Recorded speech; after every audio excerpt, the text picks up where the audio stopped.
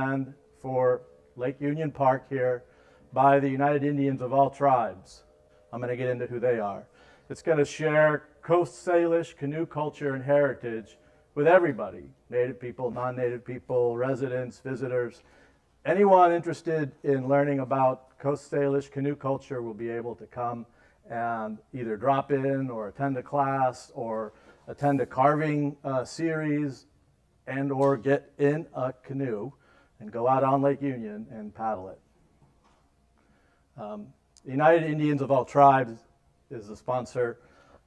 They are a community nonprofit, and we're going to get into their story because it has a lot to do with the history of the Canoe Carving Center as well. The United Indians have partnered with Seattle Parks. We're all in a park right now, and so we're dealing with United Indians and the City of Seattle through the Department of Parks. Next slide, please. All right. The long-held vision of the Canoe Center is a canoe launching beach, a carving shed, and a welcome or gathering house.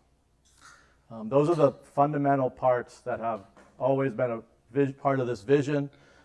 Going to deliver on these ideas and goals on the left-hand side, tourism, food, youth training.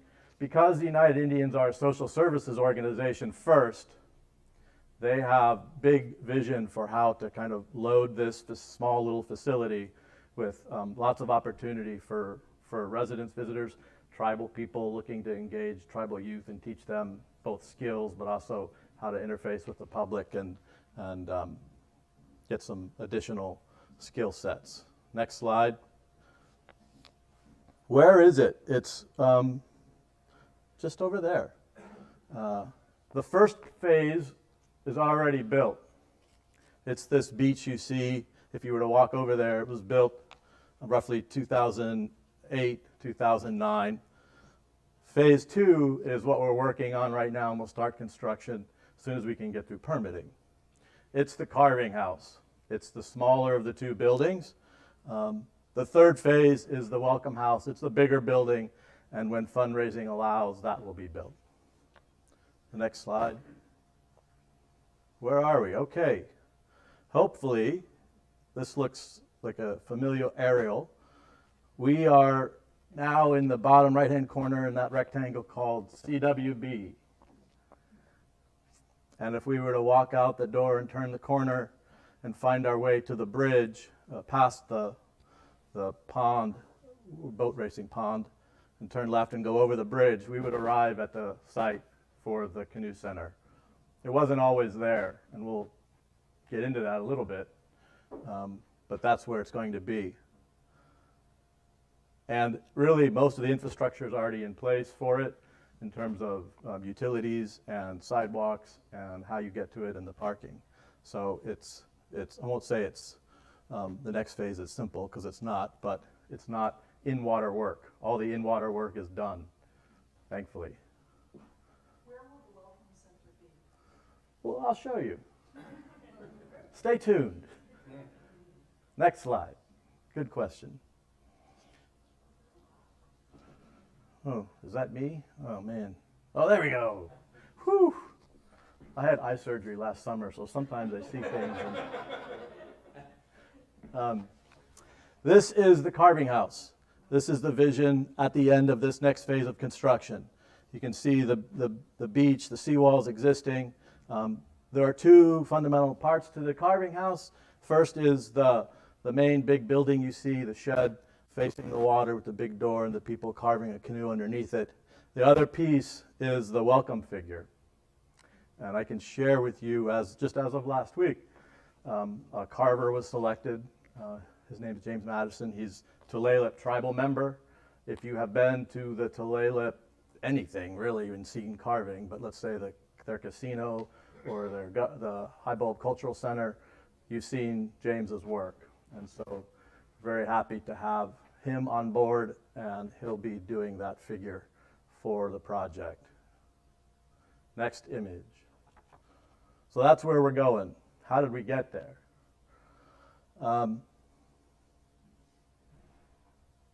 I have the privilege of working with a lot of wonderful Native people all throughout the West here in the city, and I am learning a little bit of the shoot seed, but I'm not good at it.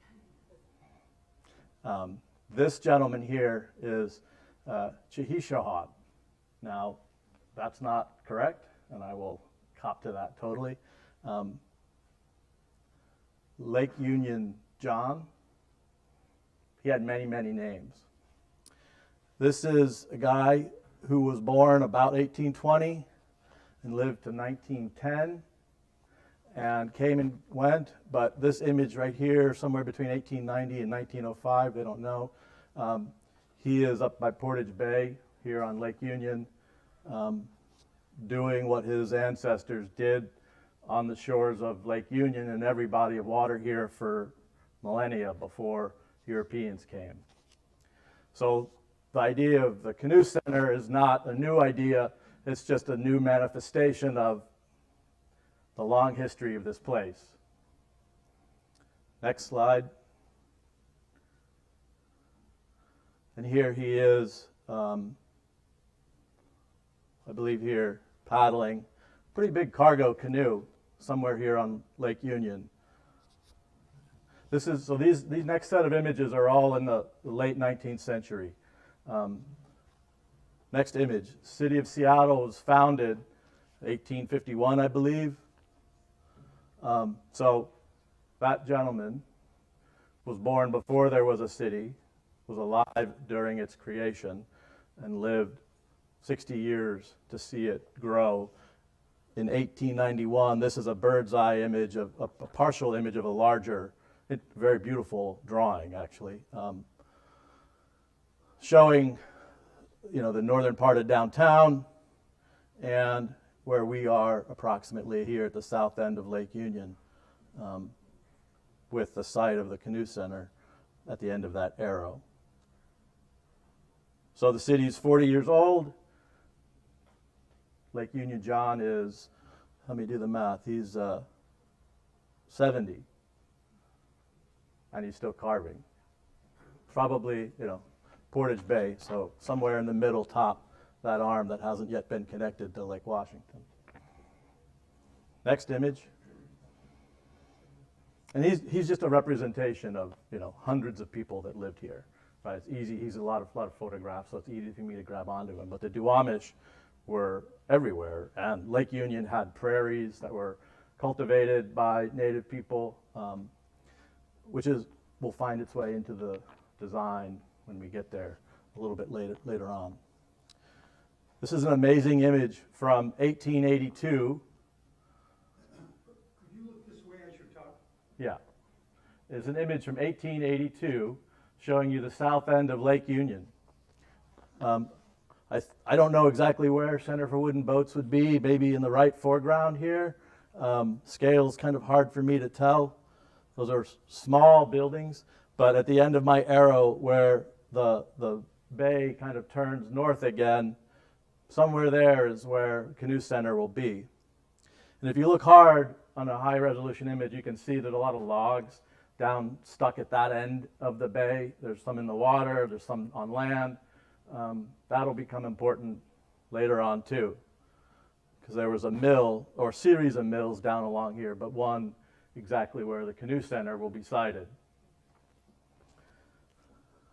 Next image. Okay, right. Why am I showing you that? This is the story of the Canoe Center is integrally tied to the creation of the United Indians of all tribes, and you have to go back to their story as to their advocacy and stewardship for the creation of the Canoe Center project. Right about at the end of the 19th century, I think 1897, 98, citizens of Seattle were scared that we were going to have a naval attack. And so wealthy landowners donated land near Magnolia for what became Fort Lawton. And this is a photograph, actually, that's been colorized from that era, 1900, so 3 years after it was created. Next image, please. 1923 aerial photograph showing the bulk of Fort Lawton and what would become Discovery Park. In the point here has the lighthouse on it, beautiful to go to. Most of that land is now West Point Treatment Center. Anything down by the water on the whole park is pretty much consumed by a sliver of land for the lighthouse and for beachgoers, and then 90% of it by West Point. The arrow is pointing to a patch of forest kind of downrange of that quarter-mile long rectangle you see kind of slanting on the right-hand side, top right. Best I can tell, and I'm no historian, so I think I said that, but like there's 1 million people here in the city of Seattle who know and love this history more than me. So if I get something wrong, my apologies, but I believe that's a rifle range. It's a quarter-mile long, and that's where they would practice that part of their training. Next image. Okay, so we go from 1923 and we jump ahead to the 60s and 70s. And in March of 1970, well, in 1969, some of you may be aware of what happened down in San Francisco Bay, where people with the American Indian movement decided that they were going to occupy and repossess what we call Alcatraz. And I think that was an approximately 2-year occupation. It's 1969, 1971. So in the middle of that, here in Seattle, we had our own American Indian activism up at Fort Lawton, another government compound. And some of you maybe were here and either lived it, participated in it. My boss, who's not here today, John Paul Jones, was one of the Native Americans, along with one of the next characters I'll introduce in the next slide, Bernie Whitebear. So basically, the Native Americans had decided that their needs were not being met, and they needed to take it into their own hands to make the larger community aware of the needs of Native Americans, particularly here in Seattle, urban Indians, because there were a lot of tribes in the area, not a lot of services in those rural areas, so people came, Native Americans, like non-natives, came to the city where there weren't a lot of services and there was still a lot of discrimination.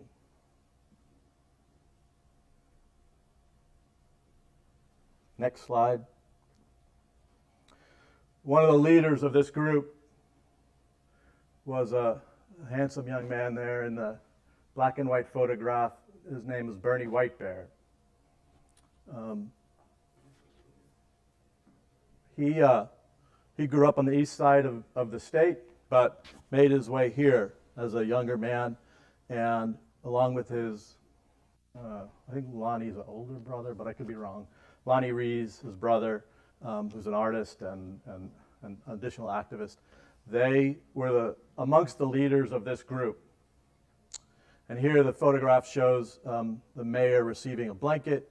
It's an honorary gift. I believe that's Senator behind Bernie Jackson. Yeah. At the time. It took from March to November the following year for the groups to talk and meet and strategize and figure out who wanted what was the federal government willing to do, what was the city willing to do, what did the Indians demand, what were they willing to negotiate around. That resulted in this agreement, land use agreement you see in the citation under the black and white photo in November of '71. And that established a parcel of land within what would become Discovery Park as a part of Fort Lawton. And on the left is a flyer from a groundbreaking event for what would become Daybreak Star Indian Cultural Center. And the vision of that was a place for native and non-native people to come together in the city of Seattle and learn from each other and help solve problems. It wasn't a place for Indians. It was a place for everybody to come. And that's why today, if you go there, apart from during the pandemic, it was different. But now you can go and the door's wide open. You can wander in and ask anyone, like, what's going on here? And if they were to tell you what's going on, there are 3 preschools that are fed breakfast and lunch. They have an elder services program, outreach. They have veterans programming that they do. They administer there at Daybreak Star the Ladatea Youth Home, which is a home in north of Ballard, a group home for homeless urban Indian youth. So there's a million things that they're doing in this cultural center. That's your cultural center just as much as it's their cultural center now. And it looks like that image on the bottom right. If you haven't been, you should go. It's amazing and beautiful. And they've been investing a lot of effort into kind of sprucing it up after the pandemic. Part of that agreement that they're shaking hands on or giving a blanket to required water access for United Indians. And I showed you that aerial photograph that there wasn't a lot of water access that wasn't going to be consumed. So next slide, I think. Hey, all right, almost like I planned this. You can see what became of that lower area by the beach where the treatment plant is. It was built in '66, which is an amazing thing when you consider our friends up in Victoria, BC. You know, they only recently decided to start treating their sewage rather than dumping it in the water. So the 1940s, 50s, and 60s, our forefathers here in Seattle had figured out that they needed to stop doing that and invest in something, and that's what they invested in. That meant the promise of waterfront access for United Indians wasn't going to happen at Discovery Park because the rest of the land is bluffs, or it's bluffs falling down to beaches that are still actively going. So as soon as this was built, Bernie, if anybody knew Bernie White Bear, he was very active, always planning and doing, and he had his hand in a million things. Next slide. We're going to jump. Here we jump over to, this is the only, I wanted an aerial that was a little bit earlier. This is the year 2000, but we jumped over here back to South Lake Union for the rest of this story. There's no shoreline over on Discovery Park that's available to them, and Bernie's a smart guy and connected, and he's going to deliver on this agreement. He's going to hold the city accountable, and the county and state and the federal government, but it's primarily with the city. First discussion takes place over on the Elliott Bay waterfront where the aquarium is. My boss, John Paul, and Bernie, there's some sketches that we couldn't find. We had a water leak in our archives of our basement, and a million things got flooded, and it was so bad that they just had to throw things in boxes and throw it away. So I don't have images of those sketches. But at that point in time, what I'm told, and this could be totally wrong, but what I've been told is that the aquarium lobby was a little bit more powerful and well-connected than the United Indians were at that time. So the aquarium became the aquarium site that we know about, and there was no solution for the United Indians and the Canoe Center yet. But Bernie's persistent, and next slide. When they lose out on Elliott Bay, the city says, well, what about somewhere over on the other side, on Lake Union? And John Paul and Bernie sat down, did another bunch of sketches, and these are the result of those 1996 era drawings and sketches. And if you look at the image on the bottom, on the right, it's you're looking kind of southwestish with those two buildings on the shoreline, the Canoe Center, but you're looking at the skyline of Seattle in the background. And from that first image, one of the first images I showed you where the facility is now planned, you wouldn't see that. You'd be, right now, if you had that image, you'd be looking at Mohi. Next slide, please.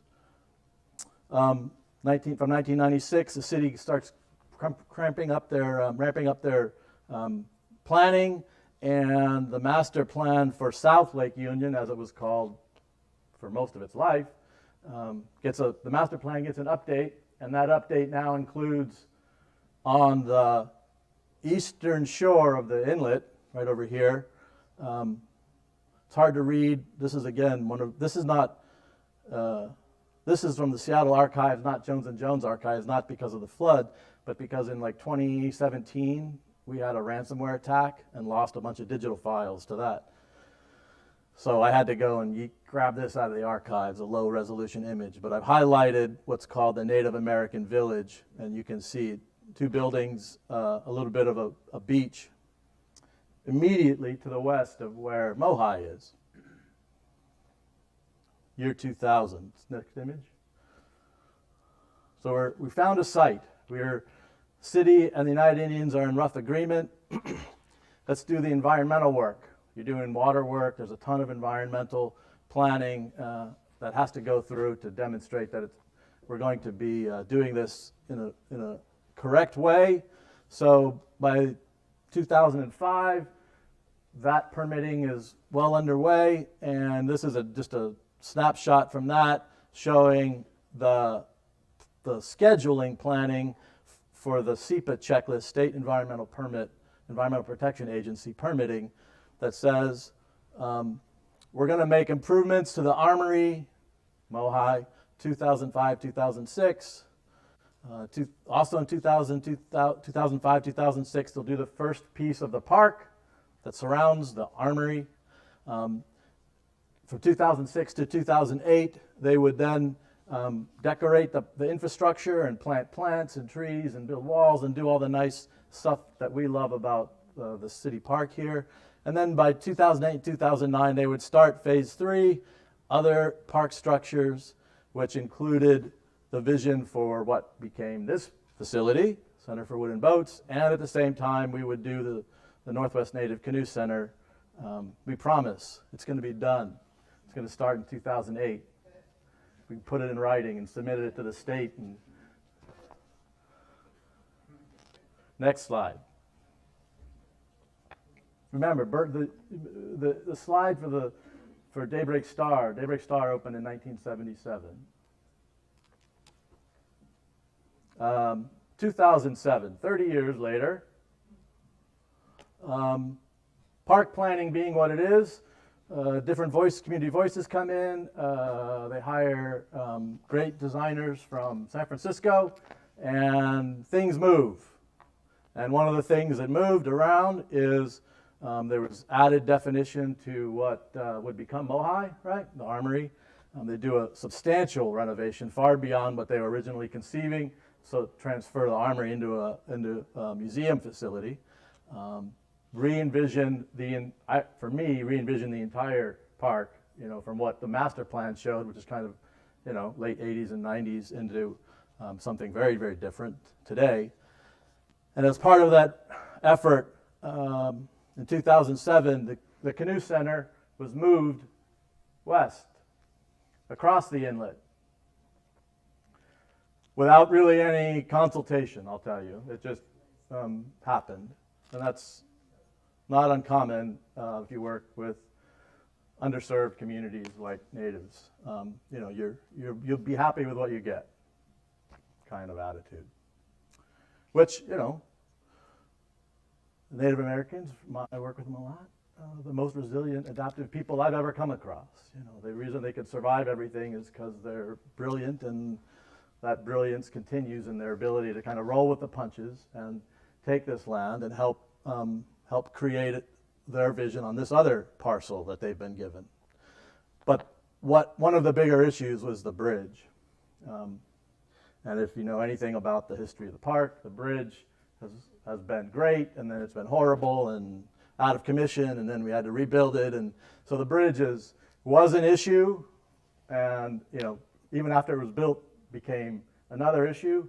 And so I'm happy. It would be impossible, I think, to have the vision for south end of Lake Union that's anticipated with these three anchor institutions down here joining together to deliver on a amazing set of opportunities and programs for the public. But I think that I think without the bridge, there would be this lost cousin over here that many people coming to the Center for Wooden Boats in Mohi wouldn't ever go to. Who doesn't like to walk on a bridge? Look at the water. So the vision is still canoe carving house and the welcome house and fire pit. That's a fun one. Anyone knows how to get that through the Seattle parks? Tell me. Fire pit's gone away. There's a way to make a fire, just no fire pit. Okay, next slide. We'll just carve out some space at the beach. So here we start to get real for submitting for funding and all kinds of permitting for the Canoe Center. The graphics take a big jump in terms of the nature of the design, its expression. This is when you start to see a living roof pop into the design of these large roundwood timber buildings that are Coast Salish, but not in the kind of capital T traditional sense, because these buildings are supposed to have big operable opening walls. And anybody that's seen a longhouse from the Pacific Northwest, there was no opening. There was a small hole at the front and a smaller hole at the back, and that's how you came and went. It's not about opening to the public. It's about protecting us from wet, cool winters. But the design shows the big openings, cedar cladding, timber, and a living roof. Next image, please. I think that's, the welcome house area. In all, it's about a 4,000 square foot dream at this point in time. 2007, roughly 2/3 of that in the welcome house, a bigger building, and 1/3 of that in this carving house vision. Next image. And here, that first perspective, we were looking southwest. Here we're kind of looking, southeast. Here we're kind of looking west-southwest. It's a little bit forced. I've walked the site many times trying to get this artistic perception. But it's not about reality. It's about building consensus and having people open their checkbooks at this point in time to try and make this thing real. When you're telling the story, you don't have to say where it is, right? If you have that in the image. This isn't, by the way, this artist is a gentleman who has passed away. His name is Seth Seablum. His hand was consistent up until he couldn't do it anymore. He was a college friend of John Paul Jones who went to Oregon. He's a Duck. And he and Seth grew up, and Seth ended up doing all of the presentation drawings for John Paul for, 30, 40 years. John Paul kind of loved how the images are accessible to people, Next image. Seth has passed away. And we got to go sell it to a whole new generation. This is a couple years later. The date, 2009. Oh, what a great time to kind of put the pedal to the metal for a capital campaign, huh? So this wasn't very successful in terms of generating dollars, but it was very successful in generating interest from people far and wide, all across the city and the state, and even in DC. Next image.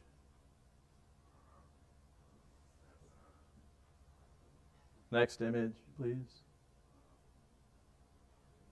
There's my bridge friend. I think this is a construction fence on the far left, on the other side of the inlet, because that's a real image from the photo montage. And that's about right, because they were doing landscaping over here in that era.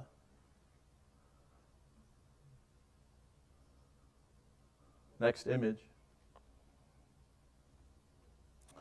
2015, we've come out of the Great Recession, kinda, mostly, and they need to get their message out again, United Indians, because frankly, at this point in time, they probably have only one grant, and it's not a grant even, it's Seattle Parks levy funding.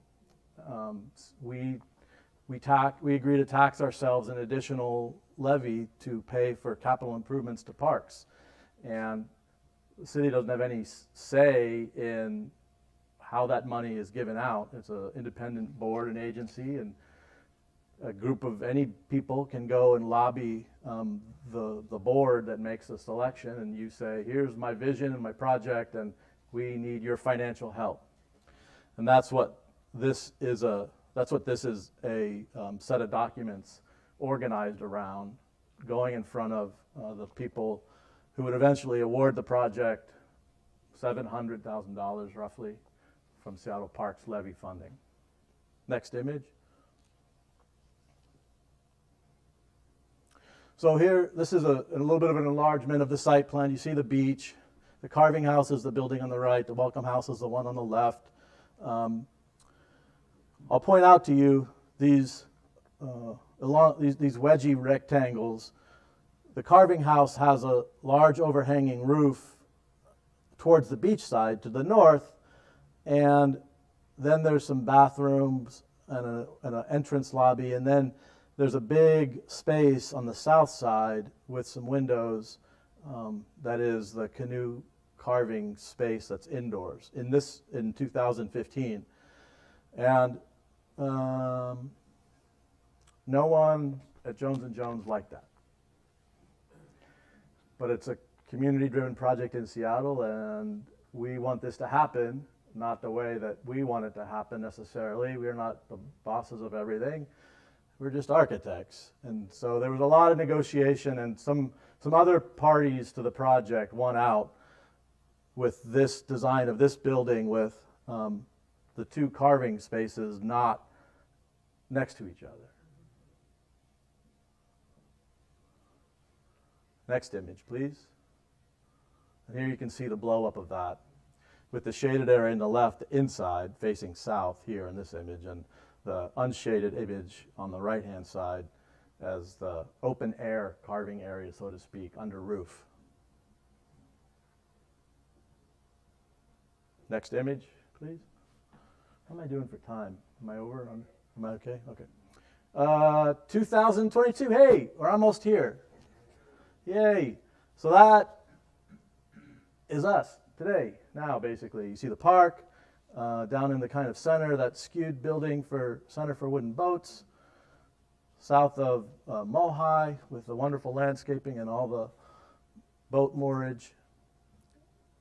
And then the inlet, the bridge, the crescent-shaped beach with some turf areas above it. One of the things that has happening, as we all know, is that this Mercer Street traffic vehicular insanity thing has been going on, I guess, for the last million years, 20 years, 10 years. There's a lot of infrastructure happening under the streets, under the sidewalks at the same time, including turning up and going up Westlake Avenue as well, particularly with regard to trying to sort out and create safe, dedicated access for pedestrians, bikes, and cars.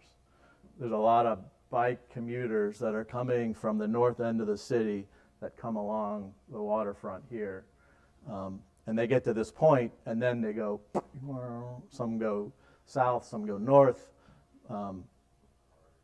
So there's been a lot of, maybe more so than kind of immediately here in this zone where you're a parking lot back removed from the sidewalks. The Canoe Center is right in the middle of this circulation area. We'll get into that in a little bit. Next image.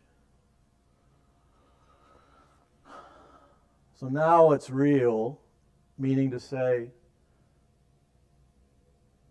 we have enough money to do damage to ourselves and learn about things we, through the United Indians effort, Executive Director Mike Tooley, Mike pressed the flesh everywhere he can, and he was able to get a State of Washington Department of Commerce grant in 2018. He got another State of Washington grant last year. To get to this vision, he worked with the county. That was the event that was here in January. But during the course of all this fundraising, Mike got so frustrated. You know, if you know Mike, he's a super nice guy, but I kept creating problems for him and having to raise the budget bar because we were learning in detail about this history of this site. Remember the black and white image of south end of Lake Union? There were some trees floating in the water over in the bar corner, and I said, over there, that's where the Canoe Center site is, and the mill. The shoreline as we see it today isn't that shoreline. Our shoreline is probably 50 to 100 feet further water side than where the shoreline was then. We cut down the hills, right? And all of that went somewhere. It either went to Elliott Bay or it went to Lake Union. And so the shoreline went from minus 20 to where it is now and moved out into the water. So underneath what is now the park is approximately 50 feet. I'm going to use a general number. It's more than that in places, but there's 50 feet of unconsolidated fill. Some of that is dirt from half a mile uphill. A lot of it is debris from the mill operations that just got covered over. And when we started to do geotechnical investigations, we learned, remember when they were doing the tunnel at the waterfront, one of the drills stopped because they hit a piece of concrete that nobody expected. Well, when we drilled on site, they didn't pull up any concrete, but they were pulling up anything and everything that you could imagine associated with a turn-of-the-century mill operation in the cores. Right. So that was fun, and that'll be a part of the work at the front end because we can't fully describe the subsurface conditions until you do it, right? So there's, in any construction project, the riskiest part is the digging down and preparing to come back up. And so the beginning of that phase for our project will be interesting, and everyone has done their due diligence to prepare for that, and I'll get into that for a second, to minimize those risks. But that's one risk when you're building on a shoreline site anywhere, is that you're going to find unexpected things. The other issue is that there's a little bit of a hill. The image on the bottom right is a section diagram, and it's technical. It's prepared by a geotechnical engineer. And I can get into it as much as you want, but all of those red lines going like this, those are bad. That's all you need to know. Because what that says is that in the code prescribed earthquake, my little square building called the carving house on top of that diagram, you know, at the maximum code earthquake, it's going to go because there's 50 feet of goo underneath. Nobody anticipated back in 1996, 2000, 2005, 2007, 2009, nobody anticipated the nature and magnitude of this issue. And you could ask why. They never did the engineering because they never had the money. Honestly, that's the reason why. So go to the next slide, please. So here, Mike thought he had raised all the money for the project, and I'm coming to him saying, we got a problem. We have to spend a lot more money on a foundation system that for this small little building than anyone would ever thought because of where it's sited and what the ground conditions are underneath it. So we looked at some options, trying to find value for money and minimize the potential site risk from having the construction project delayed or disturbing, let's say, something that we don't want disturbed, meaning to say there could be like, I don't know, tanks of chemicals used to lubricate milling machines or whatever that are buried there, and nobody wants to just like accidentally penetrate that. It's a possibility. How big is it? I don't think it's large, because most of what they were pulling up when they were core drilling were like fragments of timbers and some concrete. But we're going with this middle foundation option, which will place steel pilings down approximately 70 feet so that the bottom of them is stuck into the glacial outwash from when the glaciers retreated. So there's a solid bottom to these things, and then they'll be filled with rebar and concrete all the way up to the slab that you're going to walk on in a year or two when we finish construction. And the approximate cost for that system alone is $800,000. So Mike happened to get a call soon after I shared this wonderful news with him from Representative Jayapal. And at the time, you may remember, not last winter, winter before last, there was a budget kerfluffle in Washington, D.C., and for the first time, I think, in like 20 or 30 years, they included individual appropriations in the federal budget. They had been banned for a long time, but for some reason, the Republicans and Democrats in Congress decided that they were going to test the waters and see if they could add some pork. And one of the things that was added to that budget, that reconciliation budget, was Pramila Jayapal sponsoring funding to help us build the foundation for the Canoe Center. Which is, amazing. But I think Mike's just lucky. I think he carries with him such a positive spirit that he carries around the world, that one day he's got a problem, and the next day Representative Jayapal calls him and says, "Mike, what do you need?" And he says, "Well, thank you for calling." Next slide, please. So that allowed us to say, great, thank you, U.S. taxpayers and everyone from Jayapal down. We proceeded into construction drawings. Next slide. We have submitted for permitting for the carving house. Here you see the current design for the carving house in a technical architectural floor plan. North is to the right, sorry. That curve on the right-hand side is the existing seawall.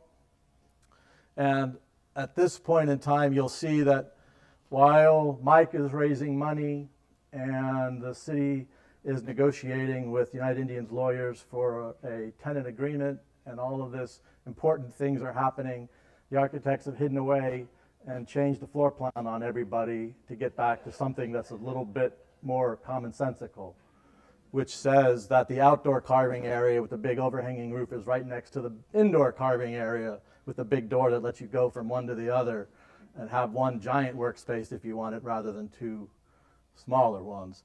Plus now all the carving is water facing. In that other design there was a big section of carving that was not next to the water. It doesn't make a whole lot of sense. And the other thing that we've done, next slide, is by doing that we raise the high end of the roof to the water, just like a greeting to the water, and kind of expanding the view shed, but also letting everyone see in, and sloping back to the south. Earlier in one of the aerial photograph, when I had that bird's eye perspective from 1890 something, I said that there was prairies cultivated here on Lake Union.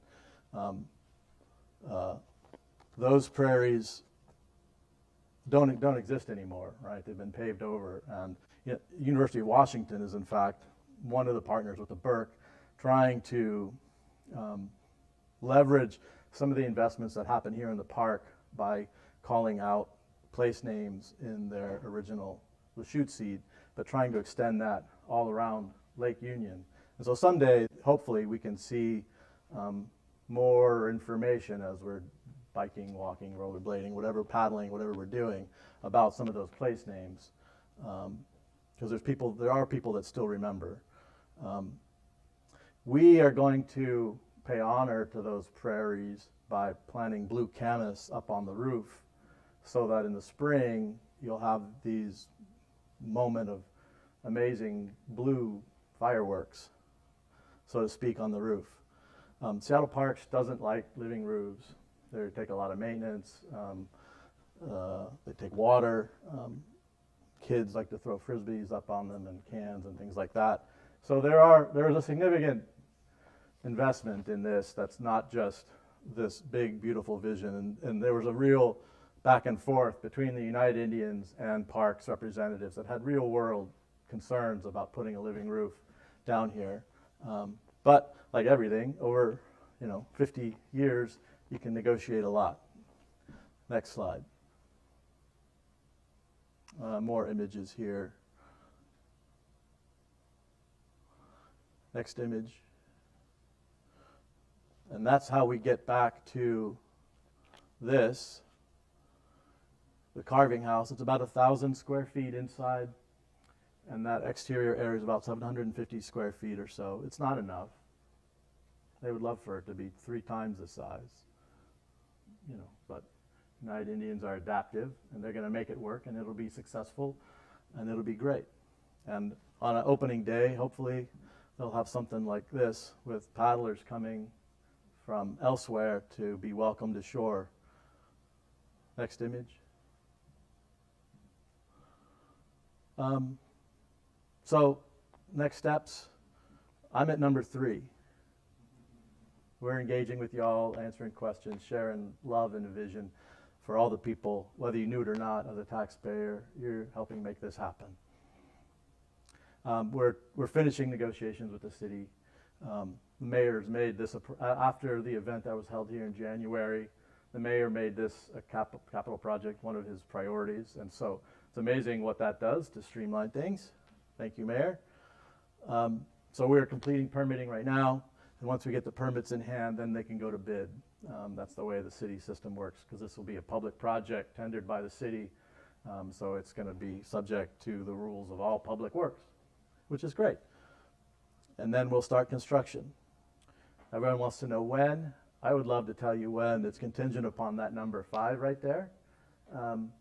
But I'm optimistic to say that early next year we'll actually have construction fence going up and big yellow machines coming and doing what we can do to get underway soon.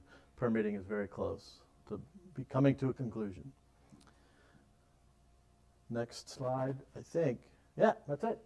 There he is again.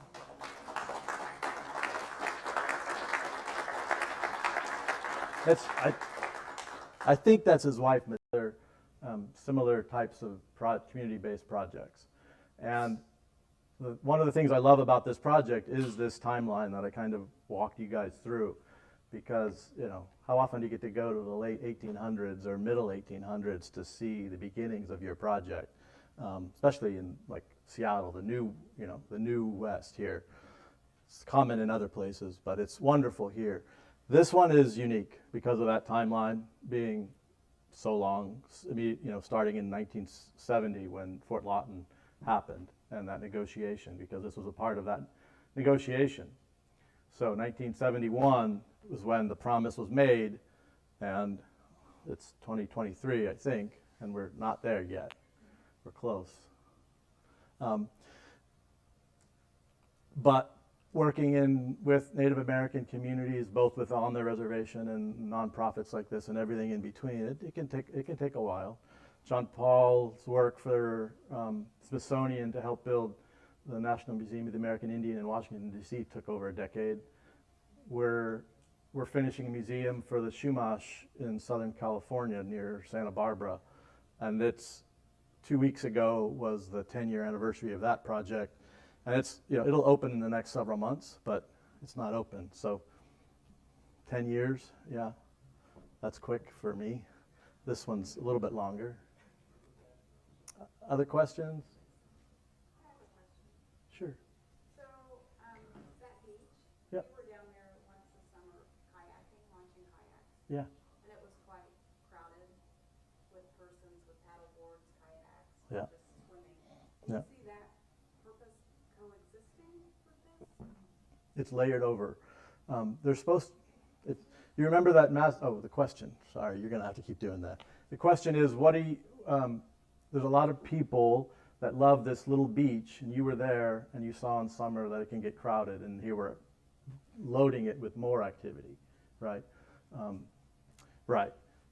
There's supposed to be more beach here, and it hasn't come manifest. In fact, that beach, if you've been there recently, it's not much of a beach right now. It needs to be replenished, actually, and that's not part of my project, but that has to happen for this project to be successful, because right now, the vertical distance from the bottom of the seawall to the top on the beach side, adjacent to where the building is, it's about 2.5, 3 feet.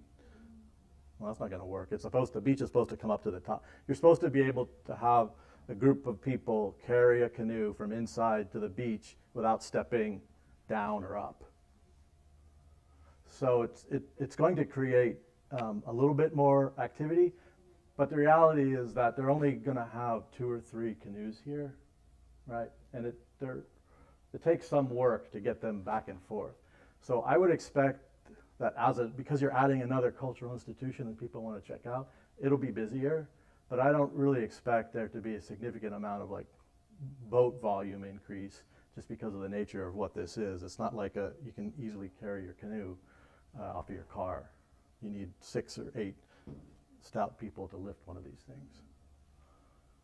Yes, ma'am. I just had a comment. It seems to me like, I think about the, Oh, yeah, go ahead. I think about the shop here with the big opening days and. Right. It's almost, I mean, obviously the two are complementary, and in a way they complete each other too.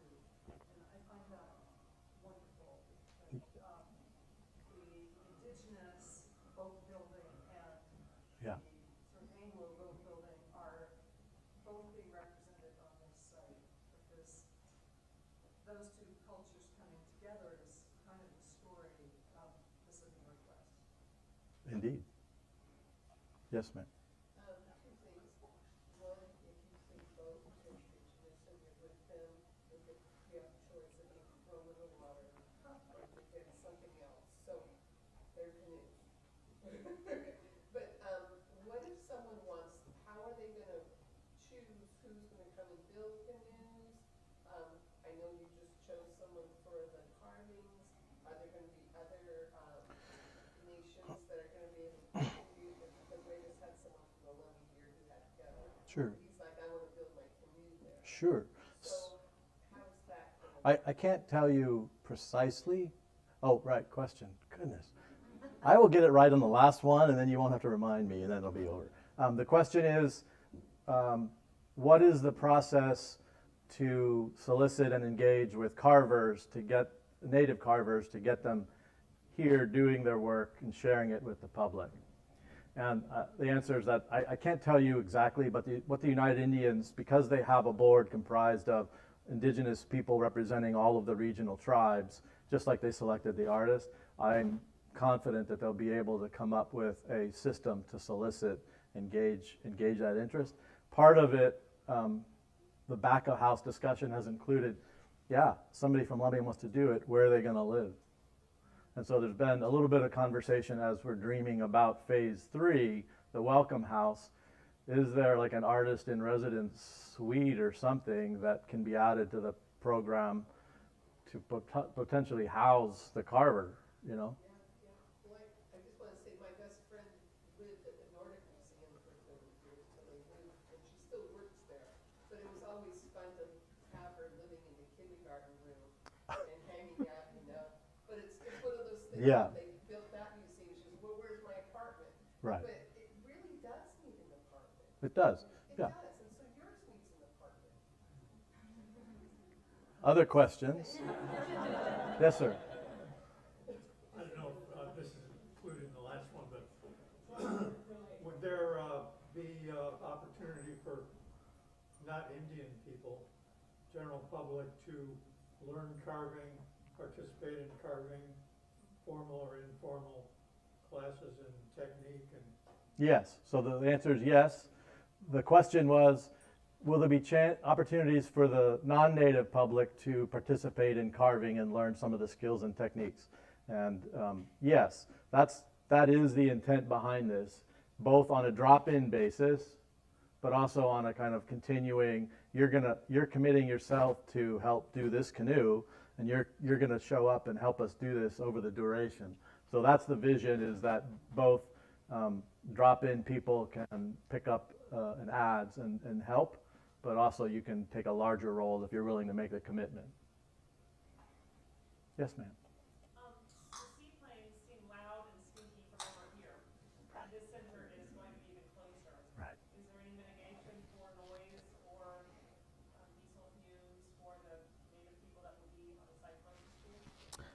So the question is there mitigation for the seaplanes, which are lovely and loud and have these awesome engines that sometimes can get stinky? Nothing active, no. I can say that there isn't anything active. I can tell you that the HVAC system designed for it is a conventional building HVAC system, meaning say they can close it down like here and heat it and cool it and filter it out. But realistically, their vision is that if they're open, the doors are open. That's in fact part of their agreement, our agreement with the state of Washington, because of the complicated real estate history of the parcel and the fact that the railroads curved around this portion of, in fact, I think, can we go to that historic bird's eye view? It's like slide 4 or something. Yeah, it is. I think that image suggests a railroad built on wooden pilings over the water. That railroad history, when the railroad gave up its land to the state of Washington, because it's shoreline, that's fine. Yeah, we can do it. You can imagine that curve on the bottom left where the inlet curves around. I mean, that is a railroad grade. And when all that railroad land went back to the state said the agreement with the railroad was that it had to be used for public outdoor recreation. And that word outdoor has been a bugaboo. Tracks on the walking trail. There are, yeah, they left in fact those rails, or they replaced them with stainless steel to suggest the rails. That word outdoor has been a bit of a bugaboo, and depending on whom you ask, outdoor means something like a picnic shelter that you might find at another park, which is just a roof and 4 open sides. But to other people who have accepted our argument, if you have big open doors that open, you can be an outdoor public recreation facility. Yes, ma'am. Can you put signage there in that location to remind people what is going to be built there, and kind of a checklist of this is where we are? Yes. Some kind of visual so we can anticipate. Right. So part of the permitting process will yield us, question, goodness, thank you. You should come up here with me and just poke me. Will there be signage telling people what's coming? Yeah. Can you put signage? Can you put signage? And the answer is yes, as part of the development. Unfortunately, it's city mandated signage, so it's going to be in the standard 4x8 format that both the city permitting agency has and Seattle Parks and Recreation, so it's kind of a double whammy. But yeah, there will be signage. There will also be signage and artwork implicit within the facility. And some of the artwork is dependent upon where we end up budget-wise, but for sure there will be commissioned carved pieces on the inside of the facility to help bless and honor the tradition that it comes from. I attended your first meeting here, and there was signage at that time, shortly after, and then it disappeared. And when I didn't see these signage, I was wondering what's right. So because it's a park, it takes an act of the mayor to kind of change signage regimes, and it's not a very flexible regime. So those were temporary signs for that event. I would say within the next month or three, more permanent temporary signs will go up marking the site as a construction site and what it's going to be. What will be your vision, or what is your vision for the Welcome House, and what will that be used for? What's the vision for the Welcome House? The Welcome House vision is just that. It's an indoor gathering space for program delivery. So if you're 2 bus loads full of 4th graders coming to spend your recreation day at South Lake Union, you know, they're going to do a station here, and they're going to go across the bridge, and they're going to do a station over there. And the idea of the gathering house is that it can provide the indoor activity area for hands-on learning that isn't necessarily in where all the tools are. Now, they'll go into the carving shed and they will participate, but they're 4th graders, and so we need that space. They also needed space for delivery of other types of canoe culture education. It isn't necessarily canoe carving driven, but it could be language or native foods or how to make instruments and things like that that aren't necessarily associated with actually carving the canoe. So it's another larger kind of multi-function flexible indoor space. There's some administrative offices. The program sometimes has a commercial kitchen in it, and sometimes it doesn't have a commercial kitchen in it.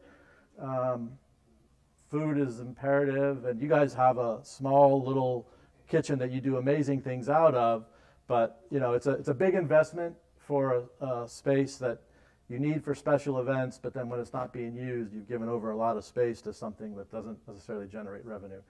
This apartment I mentioned, or some kind of residential facility potentially, and did I say administrative offices for the complex? Because the carving house doesn't have any office space. There's no space. There's a workroom in the back that has lockable cabinets and a sink or two and a janitorial closet and a server closet, but there's no like place for someone to actually sit at a desk and answer emails for the school district who's trying to reserve their 4th grade bus next spring. There's time for one more question. I have time for one more question. Yes, sir. Go. It's her rule, not mine. My favorite though is, where are the cedar trees? Do you know? I've got lots of places I would love to start planting them. Where are the cedar trees? That is a real issue. So the question is, where are the cedar trees? Trees? Meaning in the design? Where they come from? No, where are we growing them right Yeah, here so right. we can show people Right. that in 150 years, we'll be able to harvest cedar and make canoes. Right. Cedar trees. I don't see them in your landscape. That's right. And you don't see them in the landscape plan, right, because they are not something in the palette that Seattle Parks has allowed. Stability